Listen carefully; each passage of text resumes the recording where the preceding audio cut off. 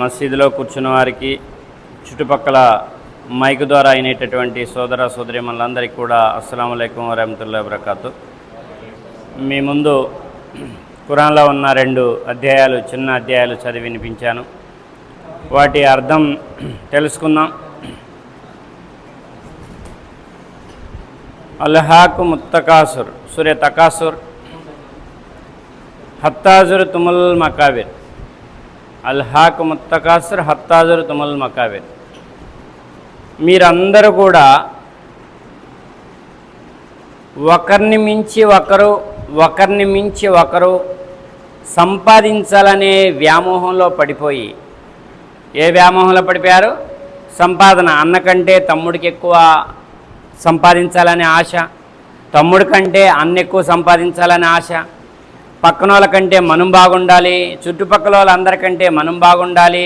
ఇలాగా ఒకరిని మించి ఒకరు సంపాదించాలనే ధ్యాసలో పడిపోయి అల్హాక్ ముత్తకాసుర్ హత్తాజుర్ తుముల్ మకాబిర్ కల్లా సౌఫతాలమున్ సుమ్మా కల్లా సౌఫతాలమున్. ఈ ధ్యాసలోనే జీవితం అంతా అయిపోతే, ఆయుష్ అంతా అయిపోతే, మరణం ఒడిలోకి మీరు చేరుకుంటే, ఏంటండి ఎంత గొప్ప మాటలు ఉన్నాయో ఒకసారి మీరు గమనిస్తే, సంపాదించాలి.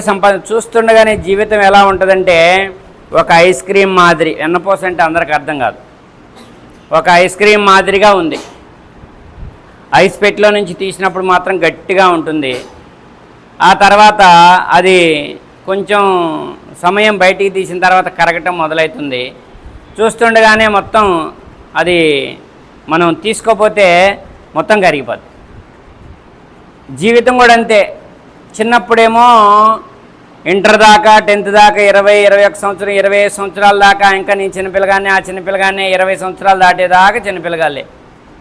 ఏమైపోయింది? చిన్నపిల్లగానే అనుకొని 20 సంవత్సరాలు అయిపోయింది. 20 సంవత్సరాల కాడ నుంచి 25 మధ్యలో ఇంకా ఆరాటపడినా, ఏం చేసినా, తర్వాత పెళ్ళి వ్యవహారాలు అయిపోయినా, చూస్తుండగానే కాలచక్రం ఎలా తిరుగుతుంది అంటే ఉదయం, మధ్యాహ్నం, సాయంత్రం రోజులు ఎలా అయిపోతున్నాయి అంటే వారాలు రోజుల్లాగా అయిపోతున్నాయి. అర్థమవుతుందా? ఇంతలోనే సంవత్సరం అయిపోయిందా అన్నట్టుంది. రంజాన్ అప్పుడే మళ్ళీ వచ్చిందా అన్నట్టుకుంది. బక్రీదు అప్పుడే వచ్చిందా అన్నట్టుకుంది. కాలచక్రం ఎలా తిరుగుతుంది? సంవత్సరాలు నెలల్లాగా తిరిగిపోతున్నాయా, నెలలు వారాల్లాగా తిరిగిపోతున్నాయా అన్నంత స్పీడ్గా మనిషి ఈ ప్రాపంచిక జీవితంలో సంపాదన వ్యామోహంలో పడిపోయి ఏం పట్టించుకోవట్లే. సంపాదన ఒక్కటే ధ్యేయం అనుకుంటున్నాడు. కానీ అందరం చెప్పే మాట, అందరి నోట వినపడే మాట, చనిపోతే మనెమ్మటే రూపాయి కూడా రాదు. ఎవరు భార్య, ఎవరు పిల్లలు, ఏ ఆస్తి, ఏ ఇల్లు. అర్థమవుతుందా? మనం పుట్టినప్పుడు జాగ్రత్తగా గమనించండి. మనకి తెలియని వయసప్పుడు పుట్టినప్పుడు మనకి స్నానం చేపించారు. ఆయమ్మ చేపించిందో లేకుంటే అమ్మ నాన్న చేపించారో, ఏదో మొత్తం తెలియని వ్యవహారంలో అయిపోయింది. అర్థమవుతుందా? జీవితం తెలిసిన తర్వాత, ఈ జీవితం మళ్ళీ ముగించిన తర్వాత మళ్ళీ మనకి ఎవరు స్నానం చేపిస్తారో తెలియదు. ఈ శరీరం నుండి ఈ ప్రాణం వేరైపోతే మళ్ళీ ఎవరు స్నానం చేపిస్తారో తెలియదు. అర్థమవుతుందా? పుట్టినప్పుడు వేరే వాళ్ళు స్నానం చేపించారు, మళ్ళీ మరణం తర్వాత మళ్ళీ వేరే వాళ్ళే స్నానం చేపించేది.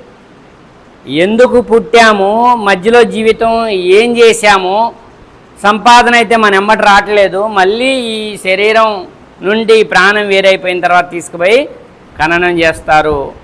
ఈ ఏదైతే ఉందో ఈ అత్యాశలో, ఈ దురాశలో, ఈ ఇచ్చిన ఆయుష్ ఎంత గొప్పది అంటే ప్రతి ఒక్క మానవుడు, ముస్లింలు ఒక్కళ్ళే కాదు, జ్ఞానం ఉన్న ప్రతి మానవుడు ఆలోచించాలి. ఇవాళ ఒక్కరోజు ఉదయం నుంచి ఇప్పటి వరకు మనం జీవించి ఉన్నామంటే ఏంటంటే, ఆయుష్ పొంది ఉన్నామంటే అదృష్టవంతులం. ప్రపంచంలో 800 కోట్ల మంది ఉన్నారు. అర్థమవుతుందా? ఉదయం నుంచి ఇప్పటి వరకు ఎన్ని యాక్సిడెంట్లు అయిపోయినాయి, ఎన్ని హార్ట్ అటాక్లు వచ్చినాయి, ఎంతమంది చనిపోయారు, ఆ చనిపోయిన వాళ్ళ లిస్టులో మనము లేము. కాబట్టి ఉదయం నుంచి ఇప్పటి వరకు జీవించి ఉన్నాము. నిద్ర లేచిన దగ్గర నుంచి పడుకునే వరకు జీవించి ఉన్నాము అంటే ఈ ఆయుష్ ఇచ్చినటువంటి దైవానికి, అంటే అరబీలో చెప్తే అల్లాహ్ సుబ్హానహు వ తఆలాకి కృతజ్ఞతలు తెలపటమే అసలైన దైవాన్ని తెలుసుకోవటం. ఎందుకంటారా, రేపు ఆయుష్ ఉంది కదా, మళ్ళీ రేపు నిద్ర లేచిన దగ్గర నుంచి మళ్ళీ సాయంత్రం నిద్రపోయే వరకు ఆయుష్ని నీ దగ్గర ఎన్ని లక్షలున్నా, ఎన్ని వేలున్నా, ఎన్ని లక్షలున్నా, ఎన్ని కోట్లున్నా, నీకు ఎకరాలున్నా, ఎండున్నా, బంగారం ఉన్నా, రేపు ఉదయం నుంచి సాయంత్రం వరకు ఆయుష్ని ఆ డబ్బుతో కొనలేవు. ఈ నైటే నిన్ను పిలుచుకుంటున్నాడేమో, ఈ నైటే నన్ను పిలుచుకుంటున్నాడేమో, అర్థమవుతుందా అని ఆలోచన చేసిన వాళ్ళు మాత్రమే జ్ఞానవంతులు. ఎందుకంటారా, ఈ జీవితం ఈ భూమి మీద శాశ్వతం కాదు అని మనందరికీ తెలుసు. నీటి మీద బుడగలాంటి జీవితం. ఆ యాంగ్లేర్కి తగిలిచ్చిన సొక్కా వేసుకొని ఇప్పుడే వస్తా అని బయటికి పోయి ఇంటికి రాకుండా యాక్సిడెంట్ అయ్యో, బజార్లోనే హార్ట్ అటాక్ వచ్చో చనిపోయిన వాళ్ళు కుప్పలు కుప్పలుగా ఉన్నారు. కావాలంటే మీరు పరిశీలించుకోండి. కాబట్టి సంపద కాదు, ఇంకేదో సంపాదించాలి అనేది మనం ఆలోచిస్తే మన మైండ్కి అందేటటువంటి ప్రశ్న. ఎందుకంటే ఈ లోకాన్ని, నీ జీవిత చక్రాన్ని నడిపిస్తున్నాడు. 3 దశలు: బాల్య దశ, యవన దశ, వృద్ధాప్య దశ. ఒక పువ్వుకి 3 దశలు. ఏంటండి, పువ్వు ఉదయం మొగ్గలాగుంటుంది. మనం పసిపిల్లగాలని ఏమంటాం, పసి మొగ్గ. ఏదైనా కొడుతున్నా, ఏదన్నా పిల్లగాలని ఏదన్నా దండిస్తున్నా, వాళ్ళ మీద కోప్పడుతున్నా, పసిపిల్లగాడు వాడికి ఏం తెలుసు, పసి మొగ్గ లాంటోడు, వాడి మీద నువ్వు కోప్పడుతున్నావు అని అంటారు. అదే యవ్వనం వచ్చేసరికి ఉదయం మొగ్గలాగుంది, మధ్యాహ్నం పువ్వు ఇలా వికసించింది. అందంగా పురుషులు, స్త్రీలు 15 సంవత్సరాల నుంచి 40 సంవత్సరాలు, 45 లోపు అందంగా పువ్వు వికసించినట్టు అందం వికసిస్తుంది. కానీ అందం కూడా శాశ్వతం కాదు.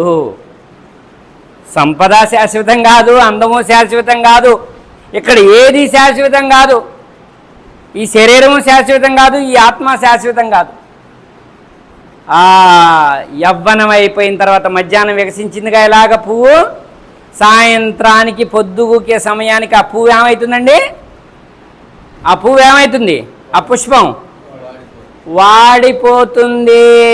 40 సంవత్సరాలు దాటినవంటే, 50 సంవత్సరాలు దాటినవంటే మొత్తం తెల్లింటికలు వస్తాయి. మొత్తం నెత్తి మీద జుట్టు, గడ్డం మొత్తం అంతా తెల్లగా అయిపోయి, అందం అంతా ఆవిరైపోయి, చర్మం అంతా ముడతలు పడి, నీవు మురిసిన అందం నేనిచ్చిందే, ఇప్పటికైనా నా దగ్గరకు వచ్చే సమయం దగ్గర పడ్డది అని అల్లాహ్ తాలా, ఆ దైవం నీకు ఈ ఇన్ఫర్మేషన్ ఇస్తున్నాడు. ఈ తెల్లింటికలను, ఈ అందం పోయి చర్మం ముడతలు పడిన తర్వాత అన్న నువ్వు ఆలోచించి నీకు ఈ పాటికి మనవడు పుట్టుంటాడు. అర్థమవుతుందా? ఒకరినొకరు పరిచయం చేసుకునే అంత సమయం ఇక్కడ నేను మానవుల్ని ఉంచాను, సాయిబుల్ నక్కలు కాదండోయ్. అల్లాహ్ తాలా అంటున్నాడు. అరబీలో చెప్తే అల్లాహ్ తాలా, తెలుగులో చెప్తే అచ్చమైన దైవం, సృష్టికర్త. ఆ సృష్టికర్త అయిన దైవం అంటున్నాడు, మానవులకి ఆయుష్ ఇచ్చాను. ఆ ఆయుష్ లోపల నన్ను ఎవరు పుట్టించారు, ఏం ఆలోచించాలి చెప్పండి ఒకసారి. నన్ను ఎవరు పుట్టించారు, నన్ను ఎవరు పెద్ద చేశారు, మళ్ళీ నాకు తెలియకుండానే నన్ను ఎవరు ముసలివాడిని చేస్తున్నారు, నన్ను ఎవరు వృద్ధుని చేస్తున్నారు. నాకు వృద్ధు రావడం ఇష్టం లేదే, అయ్యో నెత్తి మీద కొద్దిగా టాలెంట్కి వచ్చేసరికి ఆ బెంబేలు ఎత్తిపోయి, కంగారు ఎత్తిపోయి, అప్పుడే నేను ముసలిని అయిపోతున్నా, కంగారు పడతారు. అలాంటి వాళ్ళ అనుభవం అంతా వచ్చేసింది చాలామందికి. అర్థమవుతుందా? ఎందుకు చూపిస్తున్నాడో తెలుసా తెల్లెంటికల్ని? రోజు పగలు రాత్రులు ఎందుకు చూపిస్తున్నాడో తెలుసా? తెల్లెంటికలు ఏంటంటే, ఇప్పుడు దాకా నీ అందమైన జీవితం, నల్లని కురుల్లాంటి జీవితం, ఆ అందమైన జీవితం ఆవిరైపోయి నీ బతుకు తెల్లారటానికి వచ్చింది. భూమి మీద నీ బతుకు తెల్లారటానికి వచ్చింది, నీ బతుకు ఎండింగ్ కావటానికి వచ్చింది. నా దగ్గరకు వచ్చే సమయం దగ్గర పడ్డది. తెల్లారి వచ్చిందంటే తెల్లెంటికలు కూడా వచ్చినాయి అని అర్థం. అర్థమవుతుందా? ఇప్పుడు కన్నా మేలుకో, దైవాన్ని తెలుసుకో. ఈ లోకం శాశ్వతం కాదు, నీ జీవితం కూడా ఈ లోకంలో శాశ్వతం కాదు. ఇంకొక దగ్గరికి నిన్ను, నీ ఆత్మని ఫస్ట్ తీసుకెళ్తారు, నీ శరీరాన్ని ఇంకొక మార్గం ద్వారా తీసుకెళ్తారు. నీ శరీరము ఇక్కడ ఆగదు, నీ ఆత్మ ఇక్కడ ఆగదు. మరణం ఒడిలోకి నువ్వు చేరుకోకముందే అల్హాకు ముత్తకాసుర్ హత్తాజురుతుముల్ మకాబిర్ కల్లా సౌఫతాలమోన్ సుమ్మ కల్లా సౌఫతాలమోన్. మీరు అనుకుంటుంది ఎంత మాత్రం నిజం కాదు. ఇక్కడ డబ్బులుంటే రాజభోగాలు, ఇక్కడ డబ్బు లేకపోతే కష్టాలు కడగండ్లు, అదే నరకం, డబ్బులుంటే స్వర్గం అనేది కాదు. అది మీ అన్ని ఊహలు, మీ అన్ని భ్రమలు. ఇలాగా జీవితం ఇచ్చిన వాణ్ణి కాలచక్రం అనేది మహా అద్భుతం. ఏంటండి ఈ కాలచక్రం అనేది ఎప్పుడు స్టార్ట్ అయింది? ఆదాం గారి కంటే ముందు స్టార్ట్ అయింది. ఈ పగలు రాత్రులు ఆదాం అవ్వ కంటే ముందు స్టార్ట్ అయింది. మహాకాలచక్రం ఎన్ని కోట్ల సంవత్సరాల నుంచి నడుస్తుందో తెలియదు. ఈ కోట్ల సంవత్సరాల్లో నీకు ఒక 50 సంవత్సరాల ఆయుష్ ఇచ్చి, నీకు 40 సంవత్సరాల ఆయుష్ ఇచ్చి, నీకు 70 సంవత్సరాల ఆయుష్ ఇచ్చి, ఆయుష్ అనేది ఆయన ఫిక్స్ చేశాడు. ఆయన ఫిక్స్ చేశాడు. ఈ ఆయుష్ లోపల నువ్వు ఇక్కడ సాధించాల్సింది ఏంది? సంపాదించాల్సింది ఏంది? డబ్బు ఒక్కటే కాదు. డబ్బు ఇక్కడ వరకే. నీ భార్యని పోషించుకోవడానికి, నీ పిల్లల్ని పోషించుకోవడానికి, నీ కుటుంబ అవసరాలు తీర్చుకోవడానికి తప్ప నీకెంతున్నా అది తర్వాత బావిలో నీళ్ళలాగా, సముద్రంలో నీళ్ళలాగా అది మిగిలిపోయి ఏడుండేదే, కానీ నీ ఎమ్మట వచ్చేది కాదు. అంటే డబ్బు శాశ్వతం కాదు. డబ్బు మన ఎమ్మట రాదు. ఏమొస్తుంది? దైవాన్ని తెలుసుకొని మంచి నడవడిక నడిస్తే, మంచి పనులు చేస్తే వారి జీవితం సార్థకమైనట్టు. కారణ జన్ములు. ఎందుకు పుట్టాడో కారణం తెలుసుకున్నాడు. పరీక్షించడానికి దైవం పుట్టించాడు. భూమి ఆకాశాల మధ్య, చావు పుట్టుకల మధ్య మానవ జీవితం అందరికీ పరీక్షా జీవితం. ఇక్కడ దైవం అన్నీ ఇచ్చి పరీక్షించాలనుకున్నాడు. ఏమిచ్చాడండి? మాకేమిచ్చాడండి? మాకు డబ్బులే లేవు, ఇవాళ పనికి పోకపోతే తినటానికి తిండే ఉండదు, మాకేమిచ్చాడు దేవుడు? మాకేమీ లేదనేటటువంటి మహానుభావులు కూడా ఉన్నారు. వాళ్ళకొక్కసారి కనువిప్పు కావాలి అంటే ఈ కళ్ళ వెనకున్నటువంటి మెదడు తెలుసుకోవాలి. మెదడుతో ఆలోచించాలి. కళ్ళు ఒకటి చూస్తే సరిపోదు. కళ్ళ వెనక జ్ఞాన నేత్రాలు, జ్ఞానం కూడా దానికి కలిసి నువ్వు ఆలోచిస్తే, జ్ఞాన నేత్రాలు తెరుచుకుంటే నీకు అర్థమవుతుంది. నీకేమిచ్చాడో ఏమీ లేదో 2 మాటల్లో తెలుసుకుందాం. తల్లి గర్భంలోనే నీకు 2 కళ్ళు ఇచ్చాడు. కళ్ళే ముందు చెప్పుకుందాం. ఆయన నీకు కళ్ళు ఇవ్వకపోతే సృష్టికర్త అయినటువంటి దైవం, అరబీలో చెప్తే అల్లాహ్ సుబ్హానహు వ తఆలా, కళ్ళు తల్లి గర్భంలోనే ఇయ్యకపోతే నువ్వు పేదవాడింట్లో పుట్టినా, కోటీశ్వరుడింట్లో పుట్టినా, ఎక్కడ పుట్టినా నువ్వు చచ్చిపోయేదాకా గుడ్డివాడిగే భూలోకంలో జీవితం గడపాలి. ఇప్పుడు చెప్పు, నీ 2 కళ్ళు ఎంత ఖరీదు కడతావు? నాకేమీ లేదు దేవుడు అంటున్నావు కదా, నాకేమీ లేదు అల్లాహ్ తాలా, నేను నమాజ్కి రాను అంటున్నావు కదా. నేను నమాజ్కి రాను, నన్ను పిలవమాకండి, నాకు బిజీగా ఉంది, నాకు ఇవాళ చేసుకోకపోతే వెళ్ళదు, చేసుకుంటేనే వెళ్ళిద్ది, నేను పనికి పోవాలంటున్నావు కదా. నీ 2 కళ్ళకే ఒక కండవ కట్టుకోను, ఒక దస్తీ కట్టుకోను, అల్లా ఇచ్చిన కళ్ళు నాకు వద్దియాల, కానీ నేను పనికి పోతా. పో మరి ఇంట్లోంచి బయటికి పోయిగా పోలేస్తావా?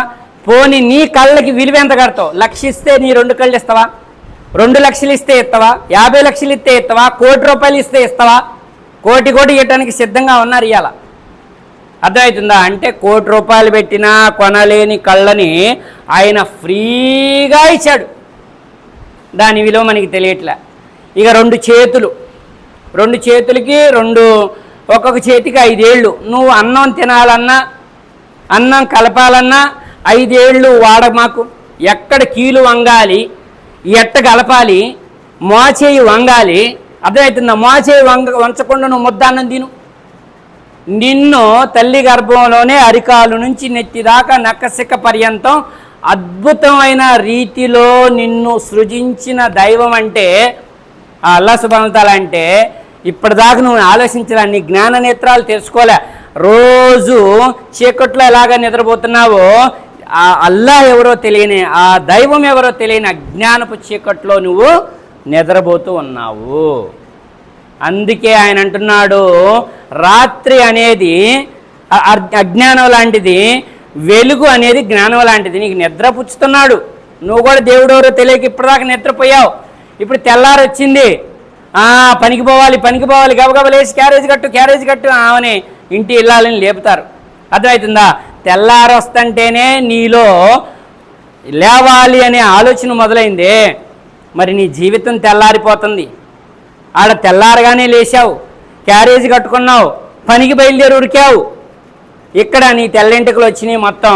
ఇప్పటివరకు నీకు కళ్ళు ఇచ్చింది ఎవరో తెలియలా, నోరిచ్చింది ఎవరో తెలియలా, చేతులు ఇచ్చింది ఎవరో తెలియలా, ఈ ఆయుష్ ఫిక్స్ చేసింది ఎవరో తెలియలా, ఈ కాలచక్రాన్ని నడిపించేది ఎవరో తెలియలా. ఎవరి దేవుడు వాళ్ళ కొనుడు అనుకుంటున్నాం కాదు. అందరికీ ఒకే దైవం ఉన్నాడు, సృష్టికర్త ఆయన పైన ఉన్నాడు. అర్థమవుతుందా? నీ హృదయాన్ని అడుగు చెప్తుంది. ఎవరికైనా కష్టం వస్తే, ఎవరికైనా ఆపద వస్తే ఒక్కసారిగా ఆకాశం తట్టు చూసి దేవుడా అంటారు తెలుగు వాళ్ళు అయితే, దేవుళ్ళారా అనరు. అర్థమవుతుందా? అదే మనమైతే అల్లా అంటాం కష్టం వచ్చినప్పుడు. అదే ఇంగ్లీష్ వాడు అయితే గాడ్ అంటాడు. ఆయన ఏకైకుడు, ఒకే ఒక్కడు.